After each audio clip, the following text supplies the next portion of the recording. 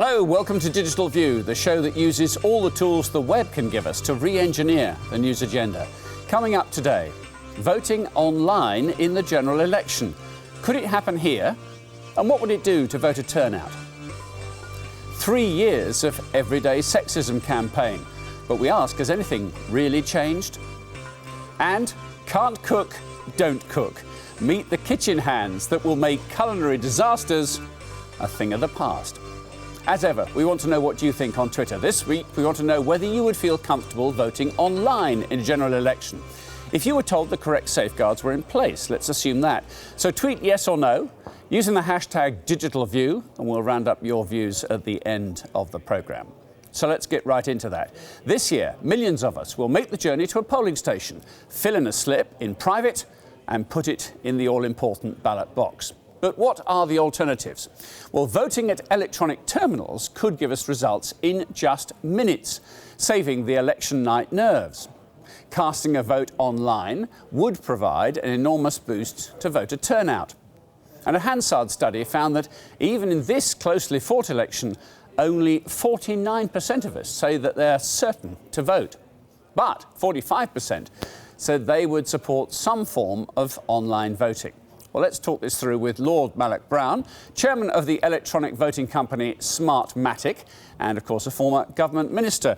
Good to see you, Lord Brown. So let's do the disclosure thing right away. Smartmatic is in the business of trying to get more people to use electronics. But talk us through the process that you've used hitherto. Well, look, if this was the election a few weeks ago in Estonia, a third of people did vote online from their home computers or from their mobile phones. But the more and we provided that, but the more normal system we provide is one where you get a biometric registration card, ideally, and then you go to a polling station, still like in the past, but there's a touch screen computer on which you vote. And then, as you said, that vote is calculated electronically. It's both counted at the polling station and counted again nationally, but all done by computer. And we've counted nearly 2.5 billion votes around the world this way, and really it's been error-free and it's been utterly secure. There's been no cyber security problems. It just delivers much quicker, securer results. And in an election like Britain's, with lots of seats which are going to be very close-run things, that's got to be a powerful argument. Is it about the speed of the results, or is it more about getting more people to actually vote? Oh, it's very much also, as you say, about that second thing, because the kind of modern polling station needn't be the church hall or the school close to where you live. If you've got a biometric ID, you could vote anywhere. So you could pop down to the lobby in your office building, you could pop out across the road to a shopping mall. It would hugely convenience voting, and for one particular group, younger voters, who at the moment have much lower registrations because they're at university or in transient employment somewhere, for that group it would likely drive up voting by 20% or more to something more like the national average for voters as a whole. But this is using a bespoke bit of kit, isn't it? Why not actually democratise it further and put this ability to vote on my phone, on my tablet, on my computer? Well, I think it's a step to getting there. And as I say, in Estonia, we've already arrived at that latter stage. But there are additional security problems about that, making sure it really is you who are voting on your phone. It's a lot more secure than the postal ballot, which is now heavily used, but it's not yet as secure, except in exceptional countries like Estonia, for normal voting. Estonia does everything online. You get your passport, your driving license, your life is lived online, so it's different. But for here in the UK, many people are living their lives online. They're content to do banking online. They're content to buy things online. They're content to go dating online. Why can't we take this step into voting online? It's very strange. It's very strange, the resistance, and I think it's around the fact that it's a government-controlled activity and we seem much less certain to do things with government online than with our banks or in our personal relationships. But it's only a matter of time. Clearly, this is a technology that's coming.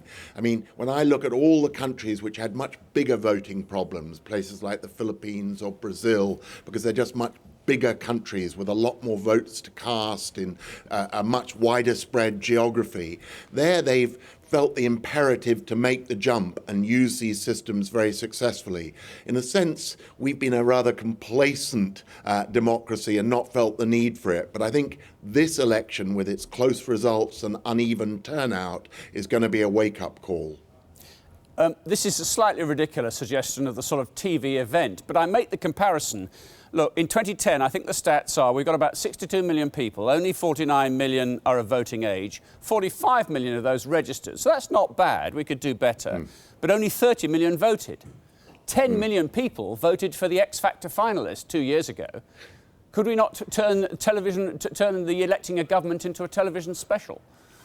Well, perhaps, but the X factor problem is that you can vote multiple times. A lot of people, I suspect, did. And so, there've got to be security protocols in place. But that's where we'll get to. We'll get to a point in the lifetimes of many people watching this program where they will cast their votes in elections online. And by the way, they may not just do it once every 5 years. We have an e-voting technology which we assume politicians will start to use to test opinion between elections, a little bit like the way you can go online to the Downing Street website and sign up there if you believe in something and you want to see it debated in Parliament. Well, that much more interactive modern democracy between citizens and MPs is, I think, also going to be part of the future. Give me a prediction. We're voting this year. Let's pass over the fact we may do a second election in the autumn. Let's say we go 5 years. Do you think we'll have this ready for then? Well, we certainly could. It's absolutely up to the politicians. The Labour Party have endorsed this technology. They've said they'd bring it in. I think the Tories are not quite as far down the road as this. The other parties very much are. And the Speaker, John Bercow, published a digital commission which also went in the same direction. So I think the establishment is coming round to this. It's a win-win, really. It's going to, if you like, revive democracy, get turnout up, get people more excited, but above all, get people more participating more. Lord Malloch-Brown, thank you very much indeed. Good to talk to you. Thank you.